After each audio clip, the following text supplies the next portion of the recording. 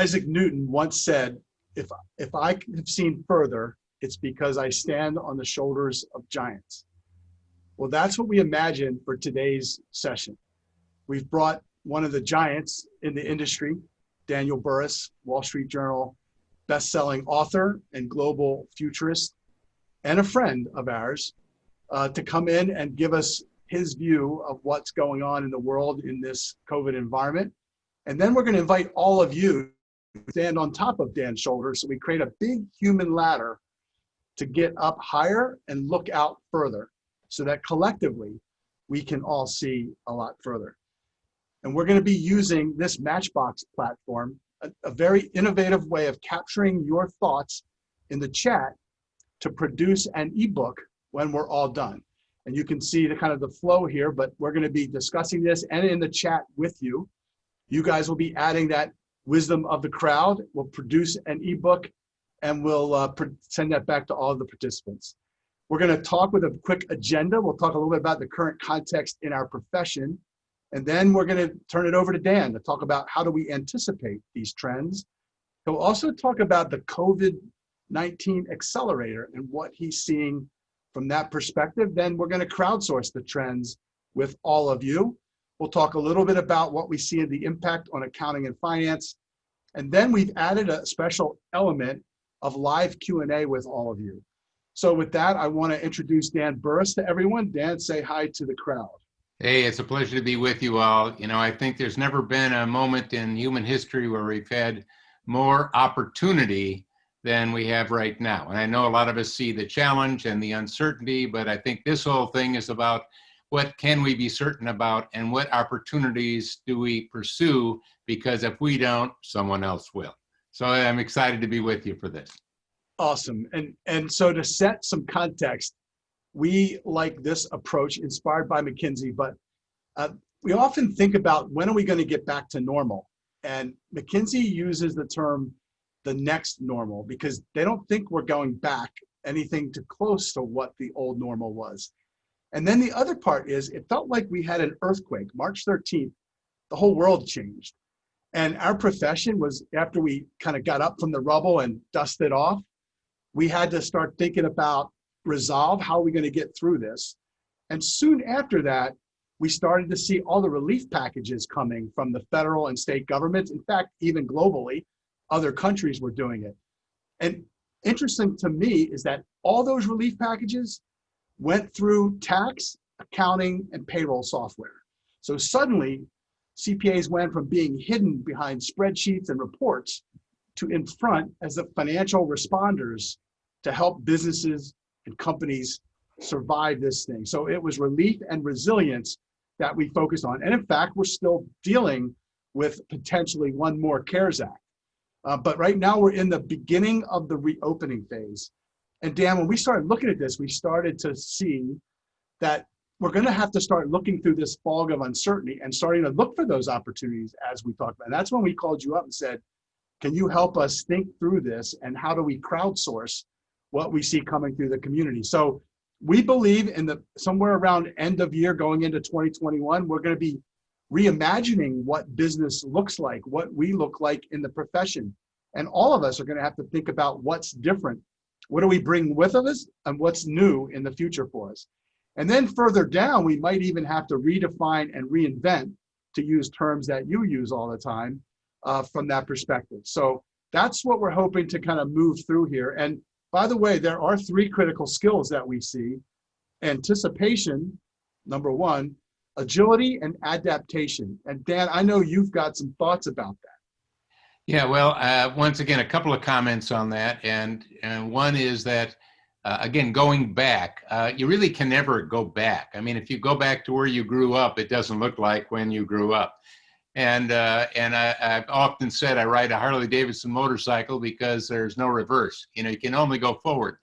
And, you know, it was good, but not fantastic before COVID anyway. In other words, everything wasn't perfect. So instead of trying to go back, what I want to do is to go forward, but not just with a slight modification of what I did before.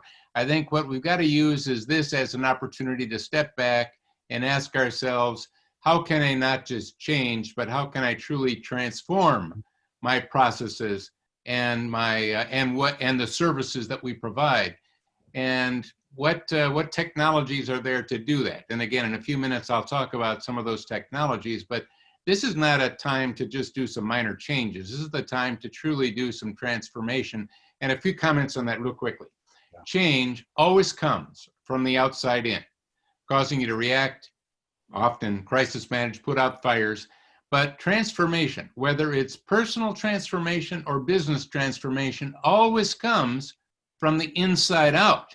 And by the way, that gives you some control. And I like control. This is a reactive process. This is not defense. This is offense. This is where anticipation really plays its key role. So let's look at how can we do the transformational changes that need to happen. One more little comment, and that is that in this environment, you're either going to be the disruptor or the disrupted. The middle is gone. And you're going to be one of the two. And when you start really diving into the methodologies that, again, is offered with hard trends and soft trends and being anticipatory, you start to see that disruption does become a choice.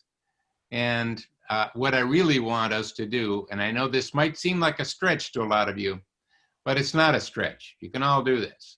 And that is, I'd like you to be positive disruptors, creating the transformations that need to happen in your firm and for your career to increase your relevancy in the marketplace, because either you're going to be more relevant or less relevant.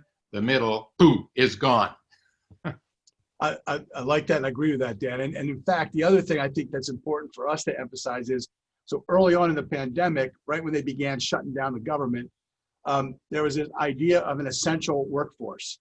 And turns out that accounting, along with finance and banking, is one of the 16 critical infrastructures in the United States for the economy. And so it was interesting how we got CPAs classified so they could go back to work with safety and all the right precautions. But I think, just like you said, it's now time to move from the spotlight of being essential to being indispensable. And I know you talk about that a little bit different, but talk a little bit about that idea of, I think you call it success to significance. Yeah, well, first of all, on indispensable, one of the things is what would make you indispensable as an employee or as a firm?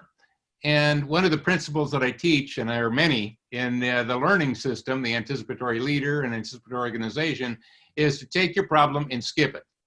And instead of you trying to figure out what would make you indispensable, why don't you ask your customers? Why don't you ask your customers, what would make my firm, or what would make me completely and totally indispensable to you? And then don't say anything, let them talk. And you know what? They're going to spill it right out for you. They're going to tell you exactly what you need to do. So I think that's one way of using the skip it principle. And it's another way of making sure that it's not your view of what indispensable is, which may not be your customer's view. I want you to have your customer's view of being indispensable. All right, so there's number one. Love that. Number two. Good. Yeah, and number two is we have, most of us have focused on building successful firms and successful careers, which is all good. And personal success and organizational success, hey, that's great. But we have an opportunity now that we're in a global defining moment in human history. It never happened before, where the whole world shut down. And by the way, when you have a defining moment, you don't want to squander it. You want to take advantage of it. So in this case, success personally is about where you are in your career, maybe the type of home or car you drive, how much money you've made, and whatever. Organizational success is often actually audited by us, and that is, what's our financials, how are we doing, what's our growth prospects, and so on. But I would like you to consider now focusing on becoming a significant employee, a significant leader, and a significant accounting firm. Because significance, unlike success, is not focused on you, it's focused on those that you serve. So you might ask yourself, instead of what would a successful accounting firm be like, what would be the characteristics of a highly significant accounting firm? Or you might even take this to a personal level. What would a significant father or mother do? What would a significant friend or relative do? What would a significant leader do? What would a significant, again, firm do?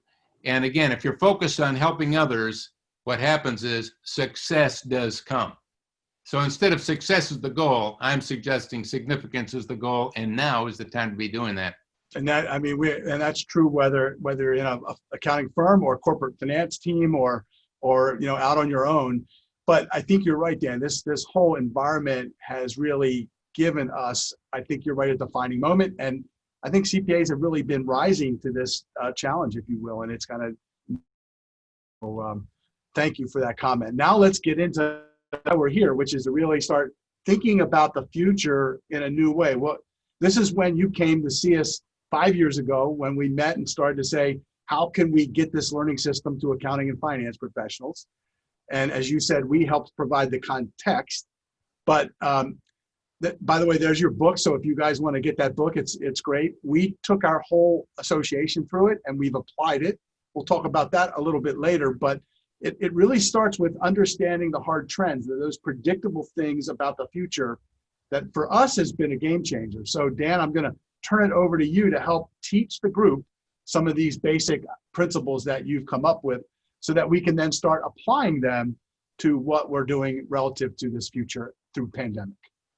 Well, thanks to you, Tom, a lot of the people that are in here right now have been exposed to a lot of the anticipatory methodologies, that there are different types of trends, hard trends and soft trends, and you've done a good job. So rather than just give you the basics, I'm going to give you very little of the basics for the probably few of you that really don't know anything about this, and spend most of my time taking you to the next level. That's what we want. So the basics are simply, instead of me saying, hey, I'm Dan Burrus, I'm the only guy with the good trends throughout everybody else's. What I've done over the years is come up with a proven methodology of separating all trends into one of two categories. They're either a hard trend based on a future fact that will happen. And by the way, it can't be stopped. And that's how you know it's a hard trend. You can't change it. But the good news of a hard trend is you can see then disruption coming before it disrupts. You can see problems before you have them. You can pre-solve them. It lets you turn disruption and change into your biggest competitive advantage, which I am totally dedicated to making sure this industry does. And I know Tom is with me on that. The second type of trend is a soft trend, and that is based on an assumption that may or may not be true. And it doesn't mean that it won't happen. But when you're looking at risk and managing risk, strategy based on certainty has low risk. Strategy based on uncertainty has much higher risk. So if I want to lower my risk, I want to take a look at, if it's a soft trend, what kind of assumption is underlying it? And one little last piece on that, and that is there's two types of assumptions. And to make it easy, I call them hard assumptions and soft assumptions, kind of stay with the theme. And a soft assumption is something that you are thinking, yeah, that's going to happen. Based on my experience, that'll happen. But your experience is a rear view mirror. It's not a windshield view. It's based on everything you've known in the past. And there's a lot of good stuff in there, believe me. But there's also some game-changing things that have happened that have made some of those things that you've known either less relevant or obsolete. So the risk of a soft assumption is extremely high.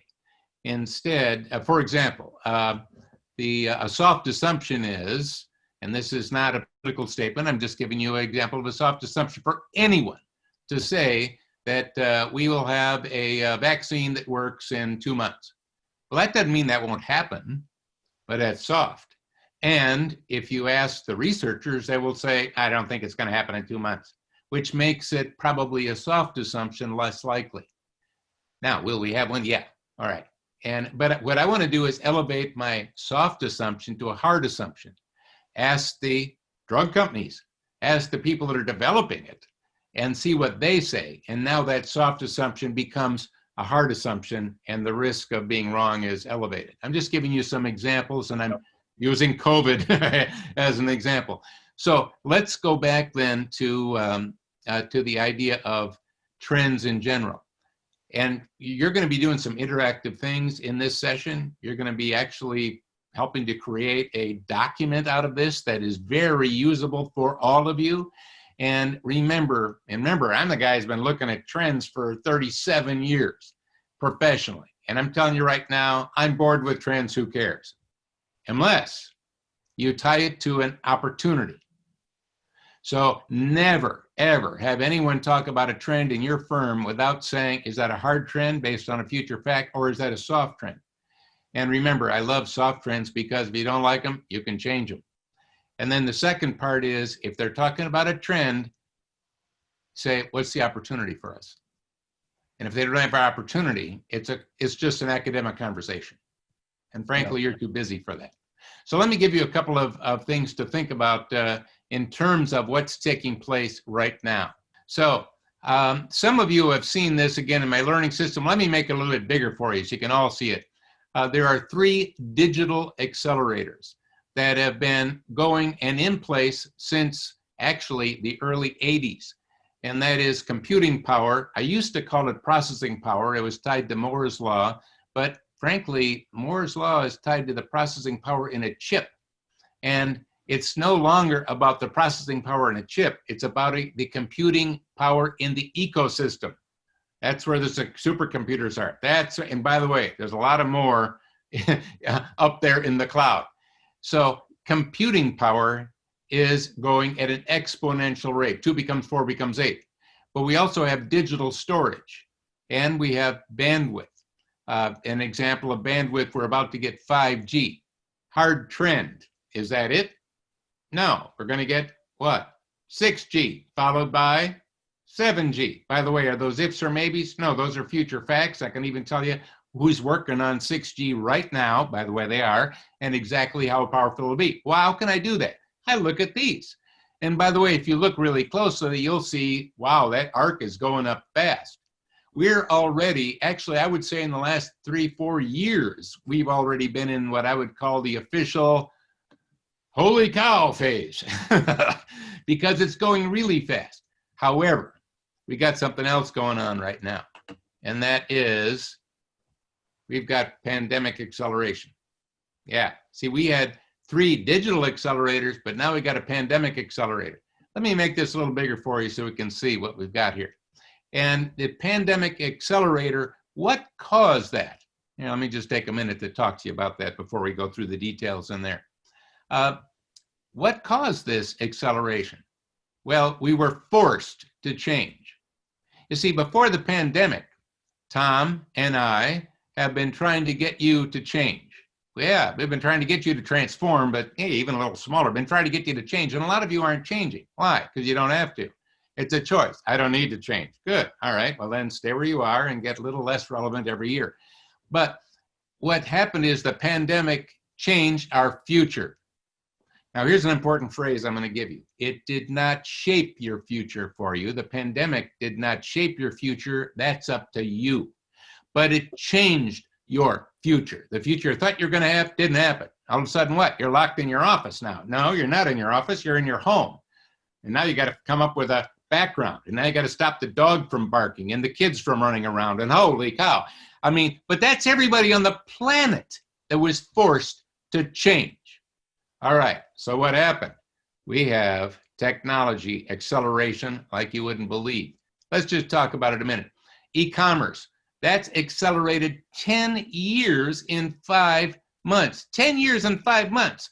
Why? Well, it makes sense. You're not going to the store, especially if you go back to March and April when we really locked down, when we weren't going anywhere, or the streets were barren, where you could be in New Delhi and actually see the Himalayan mountains for the first time that were 100 miles away because you finally had blue skies. No one was driving. No one was going anywhere. Whoa, we had giant things taking place. So it makes sense. You were going to Amazon. You were buying everything online. You were only going into grocery stores and pharmacies, and you weren't going anywhere else, and you were worried when you did it. With that, it makes sense. E-commerce accelerated 10 years, and it's the tools to do it and everything that's happened underneath it. Why do you think the richest guys in the world with Amazon CEO on top have made billions and billions and billions more dollars every month. But bingo, 10 years acceleration in no time. Visual communications is different than video conferencing. Video conferencing usually is a expensive video equipment in a big room in a fairly good sized company where you've got high-speed pipes coming in. But visual communication is like Zoom or like some of the other platforms, Microsoft Teams. And what happened there? Boom, took off like a rocket. As a matter of fact, I had when the last speech I gave before the lockdown was to executives in McKinsey, oddly enough, and I met the CEO of Zoom there. So, who is a happy camper right now. Anyway, visual communications, 5-year acceleration. The technology is accelerated and our use of it. Now, why not 10 years? Because frankly, we were already going to be doing a lot more, but and that was already on a giant upswing. It just gave it a booster shot. What about cloud services? I've talked to Tom, a number of accounting firms that are part of the family of firms that are listening to us right now that have told me, wow, it was hard getting clients to even think about the cloud, and some of them weren't even doing it themselves. And once COVID hit, hey, they all were going in the cloud. Bingo. By the way, you could predict that Microsoft Cloud Services and Amazon Cloud Services would do real well and their stocks would go up. Again, this is pretty easy to predict if you really just think about hard trends. AI and machine learning, at least 6 years have gone up. And again, I work with Google, I work with Amazon, I work with a lot on AI and machine learning. And a lot of this acceleration is actually being caused by drug development, as you might guess, heavy use of that, as well as what's taking place in the background with new systems that are being introduced. Remote working. Let's just talk about remote working, which has been accelerated, obviously, because we had to. Let's just take a break for this just a second. Are we going back to the office? Isn't just about everybody asking, are we going back to the office? And what is the answer to that? Well, I always have to remember it's not a technical world we live in, it's a human world we live in. And of course, it's all based on relationships, and that's all based on trust. And if you look at humans, and I've started 6 companies over the years, had a lot of employees mainly working in offices, but a lot of remote as well. Here's something I learned over the years. Some people are excellent at remote, and they thrive in it. Matter of fact, when other people are in the office, actually it lowers their productivity. On the other hand, I know people that are highly valuable, and they need the presence of other people. They're far more collaborative, far more communicative, they're far more innovative, they're far more creative. So if we just said, no offices ever again, we're gonna stay like we are, you would slow down communication, collaboration, innovation, and all those things. So what are we doing when we go back? And this is a little bit about now the new normal that I'm describing. And in that new normal, we're going to go back to offices not like we were, because again, you can't go back. So when you say go back to offices, you're thinking back to how we had offices. Instead, we're going to deploy our human resources in a smarter way.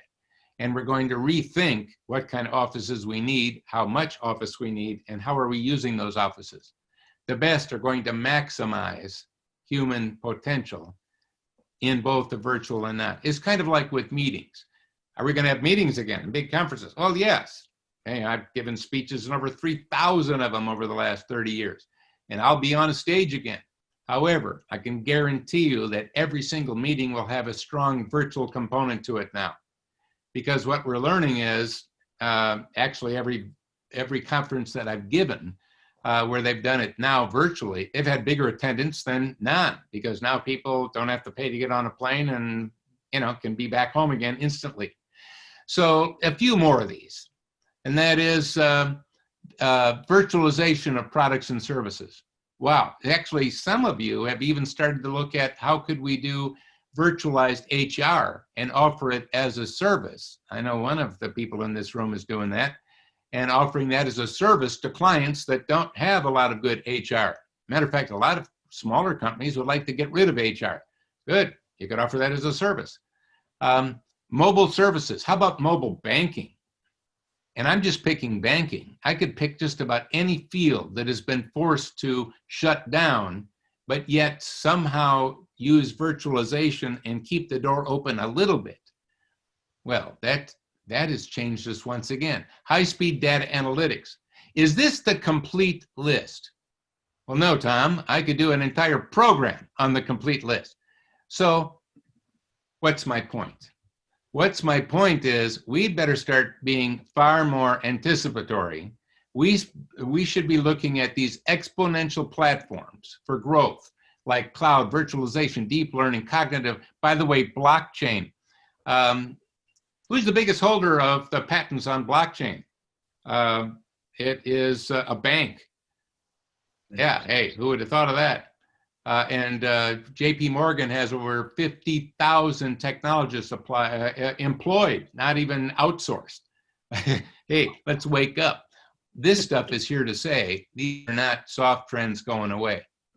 So a couple of last things, Tom, and then I'll let us get back to our conversation. One is this is about being anticipatory.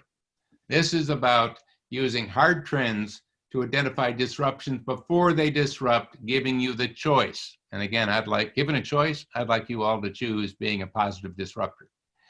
To pre-solve problems for ourselves and for our customers before they happen, and to identify game-changing opportunities.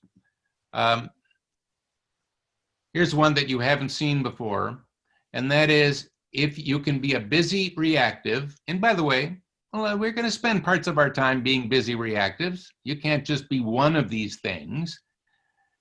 So busy reactives fix the problem. They're working at fixing the problem.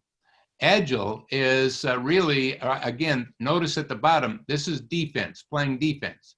Agile is about upgrading the system. How do we make sure we've got the latest system? But when you look at the anticipatory side, we're playing offense. And let me just take 1 second to talk about, football. If you look at the last 20 Super Bowl winners, where the winners, is it because they had the best offense or the best defense?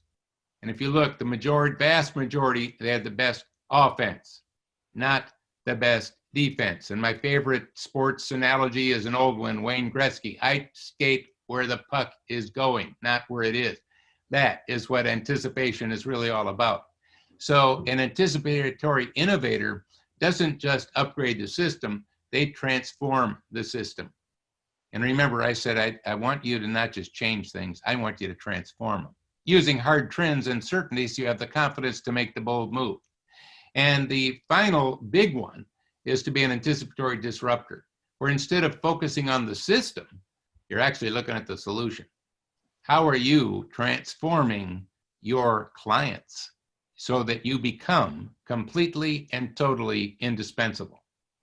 One of the last ones I'll show you is this, and that is people that have been using over the last 5 years the anticipatory organization for accounting and finance learning system, as well as now our new anticipatory leader system, which I'll talk about later. Here is just a few of the things they've all said.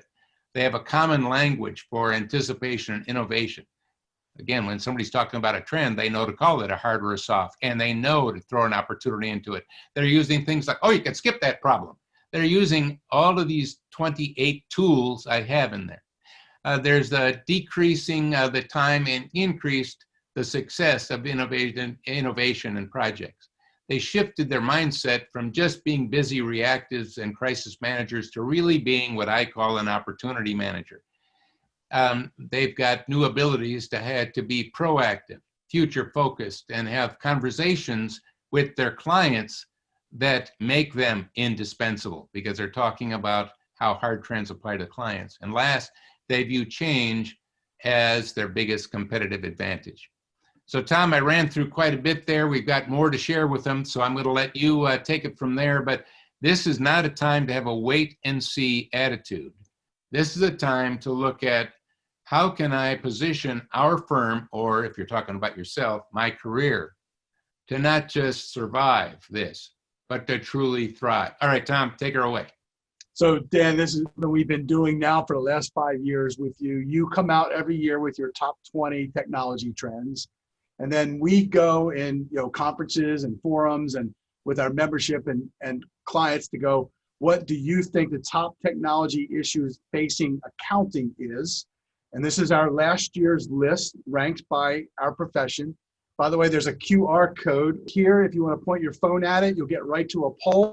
We're going to put the link in the chat channel, and we're going to take a minute for you all to click on that link or take the QR code and just pick the top 7 out of that pick list so that we can collect that. That will all be in the ebook. So we're going to just pause for a moment and give you time to go ahead and fill that out. And by the way, while you're filling it out, remember, think opportunity when you're looking at these, all right?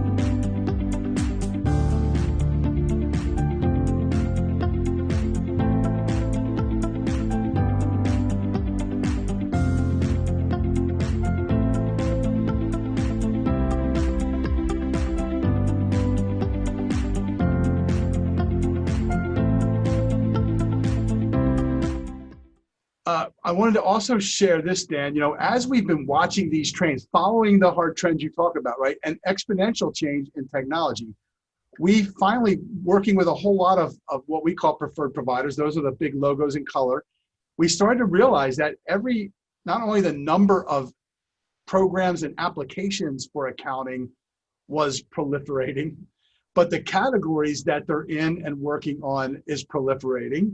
And even inside those apps, and I think you've talked about this before, how many new functions are in Microsoft Excel and Microsoft Word every year. So every one of these applications that are critical to our infrastructure, if you will, the ecosystem of accounting, are just exploding. I call it like the Cambrian explosion. So this is something that we're going to track now and watch all these things as they grow. It's been daunting to try to keep track of it. Any thoughts on this, Dan, from you? Yeah, well, I think once again, as we're looking at all of these, keep in mind the massive acceleration that I talked about earlier, things going up. And by the way, when you have technology, which is an enabler, and when you have technology accelerating at this now beyond exponential rate, it means opportunities have accelerated. See, the opportunity is accelerating at the same rate that the technology is. So when we look at all of these things, keep in mind, it isn't static, it's moving. The key is, are you? Hey, exactly. So it's funny, when we met you, you were talking about the IBM Watson KPMG auditing situation, right? That was like 2016, I think. And literally that year, there was one application at the time in the accounting space, which was MindBridge. And now look, 3 years later, there's at least 4, there's probably 3 or 4 more that aren't even on this chart. So to your point, every year, we're pretty much following the exponential trajectory. Every one of these things is doubling inside a category, then the categories are increasing. So it's amazing. We're tracking it. This is for all of you as you start thinking about opportunities and what you might think about. And when we started to talk about this, Dan, you were involved on it at the MACPA. When you came to us, one of the things we said is we'll be an anticipatory organization, and you helped us. We all took the learning system. And I just want to share a couple quick things that we've used over the years. Most recently, defeating sales tax on professional services in Maryland. You can see the picture there. We led a coalition because we predicted it. We saw it was a soft trend. The budget was in a big deficit. And we're like, they're going to be looking for tax increases. And I think they're going to go after sales tax on professional services. Sure enough, and now the legislator said, no way, we're not going to do that. Sure enough, in the legislature, bill comes in and we had to mobilize quickly. We were already anticipating it. The essential worker classification, that was another one. We saw some of the states starting to close. We looked into what was going on. A couple of the governors used this CISA classification from Homeland Security, found accounting was in there. So we wrote to Governor in Maryland, said, Governor, I don't know when you're going to close Maryland. I think you're going to soon. but I'd like to get us classified as essential worker. On a Saturday, he said yes. On Monday, he closed the state and we were granted essential status. So that was another great example. Syncing tax deadlines. The minute the pandemic started, we knew we were right in the middle of tax season. So we said, we're gonna have to go to our comptroller in Maryland and the IRS and start pushing for extension. So we knew pandemic was gonna slow everything down and they were shutting down the IRS and the comptroller. And so we did that. Then the same thing for licensing. We had to go extend CPE deadlines because suddenly CPAs were in an environment where they couldn't keep up with everything. Nano learning, we did that a while ago, but that's really your program was one of the first really true nano learning applications that we made available for continuing professional education. And then obviously the continuation of helping with trends is something we do all the time. So those are just some examples of like how we've done it. And then Dan, this is work that we did with you and then polled the top 500 firms over the last couple of years. And this is kind of the big thing about some of the things they think would be with your notion of certainty and future facts. Anything you want to talk about? This is for all of you to be going, what about these do you think are really important to do that? Then we're going to get you guys to brainstorm a bit with us.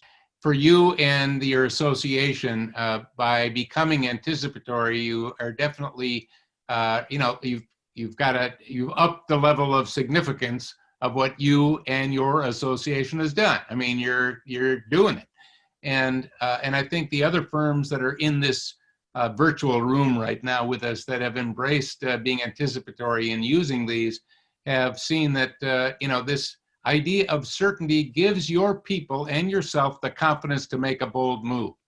And the comment I want to make about all of this is that when you're looking at certainty and future facts, not making the move is the bigger risk. Not moving forward is the bigger risk. Going really slow, being cautious. I also like to say that, pandemic success, post-pandemic success will be determined by what you do now, not what you do post-pandemic. In other words, a wait and see attitude is not going to help you. So if you look at all of these, like increasing shortage of qualified talent, well, I mean, hey, there's plenty of people out there looking for work, but qualified talent, and is it the qualities of work that we used to do or where we're going? And you can see with the massive acceleration of technology, a lot of the functions that accounting and accountants and auditors do is going to be, again, automated more and more and more.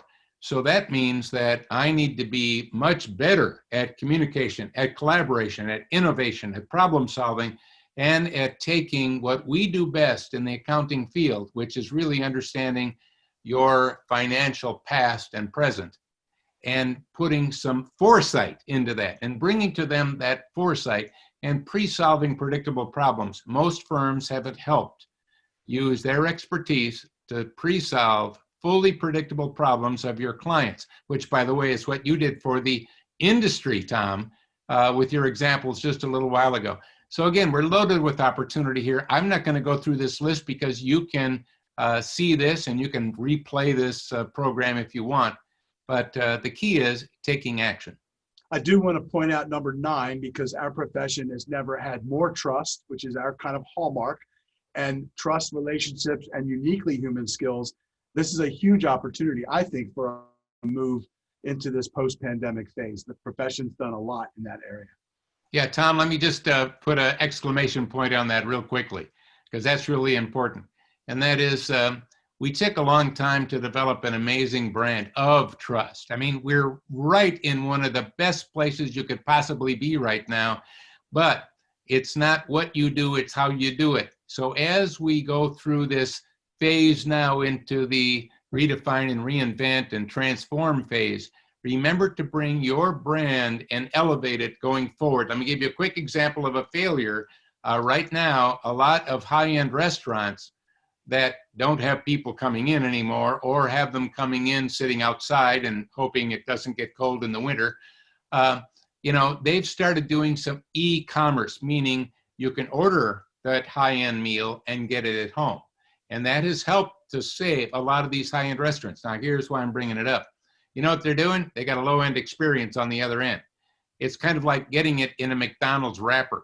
So if I'm getting this high-end meal that I've paid high-end dollars for, and I'm getting a low-end experience, you've undermined your brand. And almost all of them are doing this right now as I speak.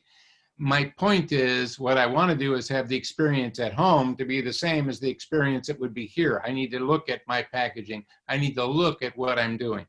And even if it's expensive packaging, reward them giving it back to me so that we can clean it and use it again. My point is, make sure that you're taking and elevating your brand going forward in the new experience and not letting it diminish as those restaurant guys are doing. Dan, and can you do a quick kind of what are a couple of the like hard trend opportunities or soft trend opportunities that you see right now happening? And then I'm going to give you some examples we see from an accounting standpoint. Well, one of the things, your customers are, first of all, hurting in one of two ways. The middle has gone away. So let's just look at, I always like to look at the pain of the customer and what they're dealing with as I look forward, instead of just looking at myself. So either they're doing really great right now. I mean, if you've been selling RVs, if you've been selling campers, if you've been selling boats, if you've been selling camping equipment, all of that stuff, oh man, they are going nuts. How about try to buy an electric bicycle right now? Holy cow, you're going to have to wait a year almost. So, and if, again, grocery stores, records, drugstores, record sales. And again, if there happen to be a supply chain manager or they're a warehouse manager, well, they're going crazy. On the other, so in other words, you're either going nuts, which means you're hurting, and you got problems that you could be helping them think through, going through the transition into the post-COVID world, in that new normal, or you are, I furloughed everybody, or we are barely surviving, because we are a bar or a restaurant or whatever, and we're open now, but we also have the uncertainty if we're going to close down again. And what's going to happen with all of that? The more you can go to your clients and help them think through with certainty and hard trends that will happen, but here's the killer. I love soft trends. And a lot of these things can be changed.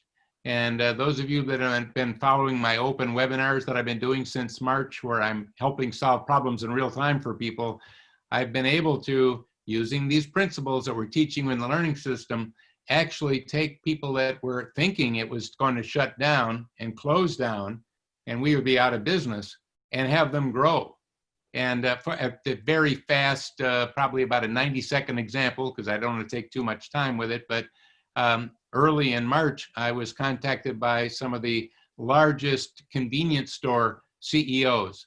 And of course, we're talking March, everything's shutting down, people aren't driving, they're not coming in for gas, so they're not buying anything, and they're not buying gas. And they said, no, we're gonna have to shut down, we're gonna have to furlough our employees, what do we do, Dan? And I said, hire more people.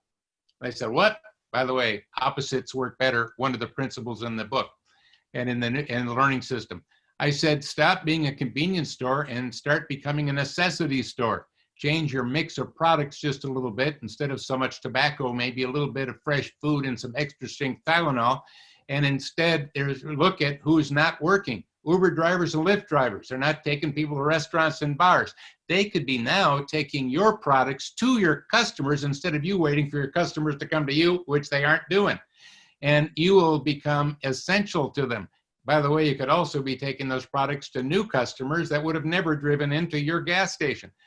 The point I'm making is within, took them a month and a half, one of the big chains ended up hiring 25,000 more people nationally instead of laying everybody off. Why?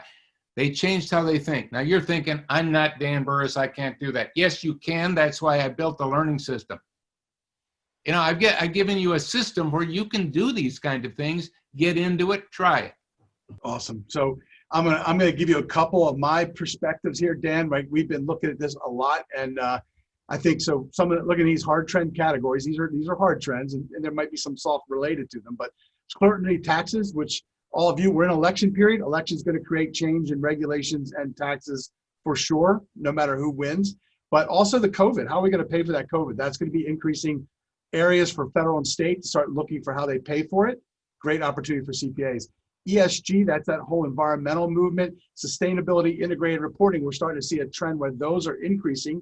That's probably a soft trend, although you're seeing a whole lot of discussion about climate change being something that's big, and we can expect we're going to see more and more of that. We've already seen some movement globally.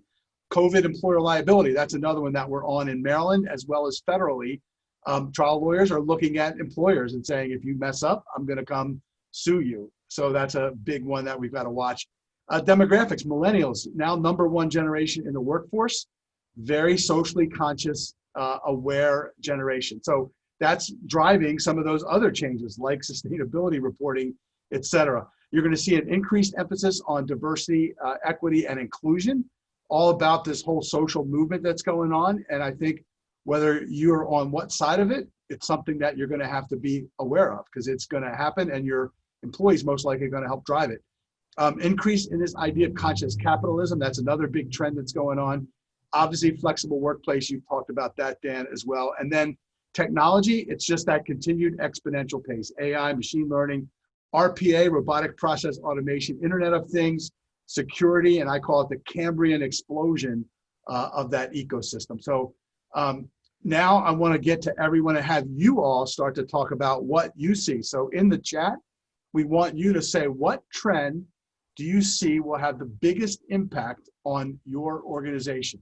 So all of you out there now, let's get that chat going so we can mine the wisdom of the crowd and produce this ebook with you. Yeah, and a quick tip on it, if you think it's a hard trend certainty, just put HT next to it. And if it's a soft trend, put an ST next to it. Remember, there's value in both. So let's do that. And also think about your customers, not just you. Yeah, internal and external, right, Dan? Yeah, so exactly. HT and ST on your hard trend or soft trends, right? Hard trend and soft trends. And we're going to give you a minute to populate the chat.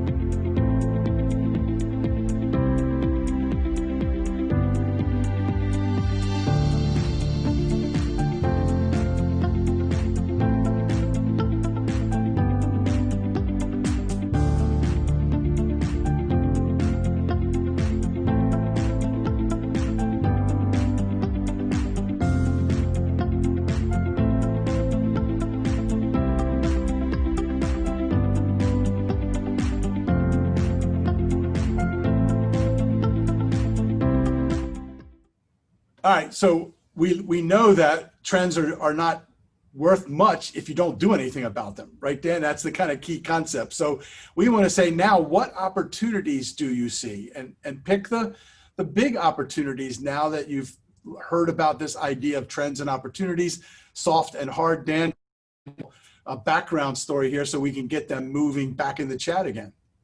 Yeah, again, it's really key. Again, a trend by itself is worthless. We want the opportunity. And so what are you seeing at this moment, and what would you want to act on? Think of it that way too. And think of opportunities for yourself in your own organization, once again, internal, and then external opportunities for you to make a bigger difference and become indispensable for your clients. So we're giving you a minute or so to get in the chat and populate these opportunities. And again, we're going to pull all of that together in the ebook to present. But to Dan's point, the opportunities that we see the most in finance, accounting, or firms is you tend to stay focused internally. They really do, Dan. It's hard to then put themselves in the client shoes. Any advice about that? Like, how do you get to that client perspective better?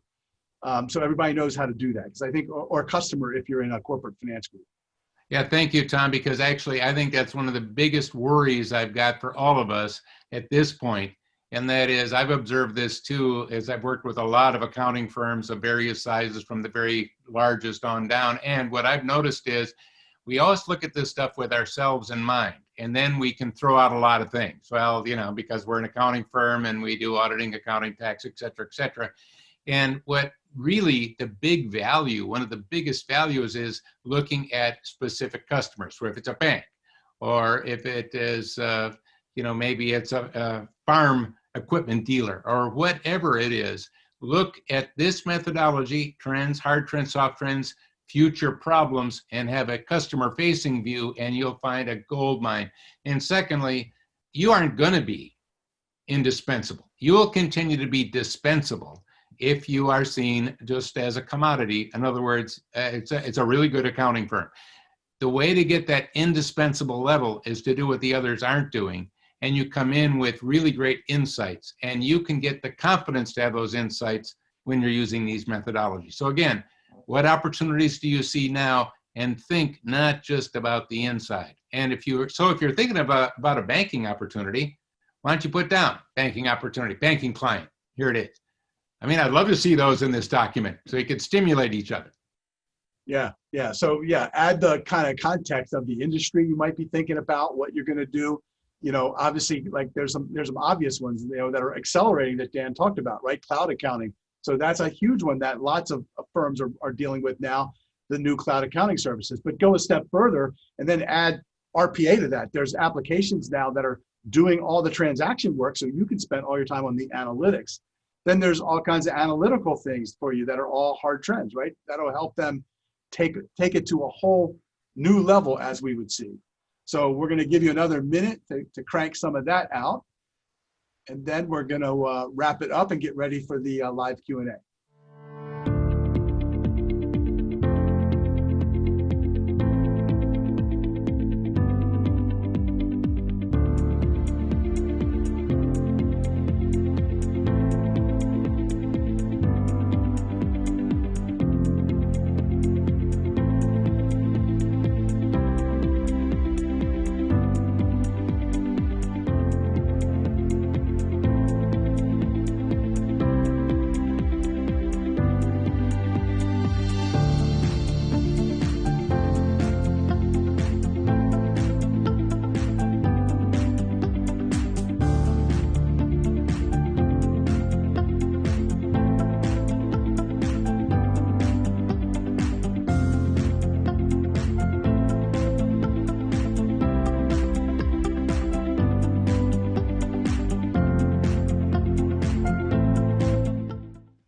All right, welcome back. I did want to share with you, because I know, Dan, this is new, right? That you've upgraded this in the past year. So I want to talk about the anticipatory leader system for accounting and finance. And so what's different about this, Dan, and what's... Yeah, well, actually what we've done is taken the original anticipatory organization learning system, and we've done a major upgrade to that. We've added more content, more lessons to it, as well as made it more interactive and frankly, I think even more fun to use by your, as you're working with teams. And again, the anticipatory organization is designed for a firm or for a company or for a group of people within a firm. So that's the anticipatory organization. The anticipatory leader is designed for individuals or just a few people. It gives them a chance. So if you're a sole practitioner or you've got a very small firm or you only got a couple of people or you want to check it out, you can do anticipatory leader. Now, anticipatory leader has the same lessons and the same added lessons. However, because you're not working with a teams to accomplish a team goal with a team leader, you're working with yourself. What I've done in there is given you some ways of having chats after each lesson where you can share with other people that want to be anticipatory leaders what they're doing. By the way, I jump in there, I answer questions in there. A lot of them are talking about how they're using it, how they're applying it. So in reality, you get the entire virtual world of people wanting to be anticipatory leaders, all of the thousands and thousands of people all over the world in there after each lesson, and I encourage you to use that. The other thing that I've done, Tom, for both and with the lead on anticipatory leader is that every month I'm doing a deep dive on one of the key subjects within the learning system. And by deep dive, I'm covering things that are not covered in the system. They're not covered in articles that I've written. What I'm really doing is giving examples of how that principle is being applied by other companies and what it's done for them, and then giving you some additional insights. And I also, in that deep dive, is giving time for people to ask me questions on anything they would like. And that's turned out to be a gold mine of insights. So that happens on a monthly basis, as well as some other things that we're doing with ongoing articles and so on. So, and both of these links are down in your tab, and they're going to be in the chat, and they'll be in the ebook. So if you want more information, or you can reach out to us, and we can help you get moving to become anticipatory. Tom, one little phase on that, ask yourself, well, what if I stay just a fast reactive? What's the downside of that? And lastly, remember, with things accelerating not just exponentially, but even faster, no matter how fast you try to keep up, no matter how agile you are, you've noticed during COVID, you can't quite be agile enough. That's where being anticipatory, and Tom, you and your association, example perfect right up front in this presentation. So I don't think waiting is a good option. All right, thank you. And it's not easy, but it does work. And what we're getting ready to do now is we're going to switch. You're going to get a link, and we're going to move from the Matchbox platform into Zoom. And all the guests that are going to join Dan and I, this is going to be a live Q&A. You'll be able to do it via chat, and we'll have some live video going on next. And I want to start with, which you can put in the chat from the new Zoom link, but we want to start with what future opportunities are you most excited about? So we spent some time, obviously, with Dan talking through a lot of this. He gave us tons of examples. We gave you some from the accounting and finance area. Now it's time for you to say, what are you most excited about? So we're going to give you a minute or two to put those in the chat, and then start taking live Q&A.